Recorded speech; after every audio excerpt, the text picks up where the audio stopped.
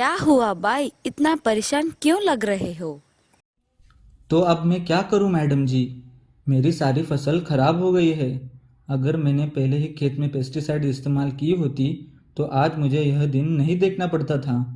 और मेरे पास पेस्टिसाइड्स लेने के लिए पैसे भी नहीं है। तुम इतना पैसा क्यों खर्च करने का सोच रहे हो? हमारे आयुर्वेदा में सुरपाल ने वृक्षायुर्वेदा विषय में बहुत सारे विधि बताए हैं जो हमारे पास है, उसी से हमारी फसल बचा सकते हैं इस विधि का इस्तेमाल करके। मतलब आप क्या कहना चाहते हो? तुम पंचगव्य बनाओ। पंचगव्य वो क्या होता है? चलो मैं बताती हूँ। एक बड़े से बर्तन में गोबर और घी डालकर अच्छे से मिला ले।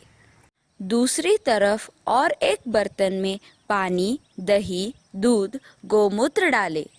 फिर इसे अच्छे से घुमाएं। पहले उस तरह घुमाएं जैसे घड़ी की सुइयां घूमती है और फिर इसे विपरीत दिशा में चलाएं। जब ये दोनों मिश्रण तैयार हो जाए, इन दोनों मिश्रण को एक साथ मिलाकर 7 दिन रख दे। इस मिश्रण को प्रत्येक दिन 2 से 3 बार घुमाएं जैसे घड़ी की सुइयां घूमती है और फिर इसको विपरीत दिशा में चलाएं। इस पंचगव्य को 3 ml 100 ml पानी में मिलाकर पौधे और मिट्टी पर छिड़के। एक बार फूल लगने से पहले और एक बार फूल लगने के बाद फसल पर छिड़कावे करें। इससे फसल अच्छे से बढ़ेंगे।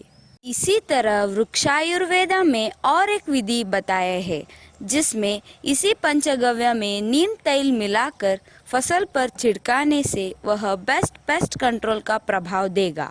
बीज को गोबर से लेप करके धूप में सुखाकर मिट्टी में फिरौने से बीज जल्दी अंकुरित होता है। अगर बीज मोटे हो या जल्दी अंकुरित नहीं हो रहा तो उस बीज को दूध में भिगोकर मिट्टी में फिरौने से बीज जल्दी अंकुरित होने के साथ साथ बीज की पौष्टिकता भी बढ़ती है। फसल को कीड़े लगने से रखाने के लिए हमारे आयुर्वेदा में बताया हुआ विड़ंग चूर्ण को घी में मिलाकर बीज को धूपन देना है।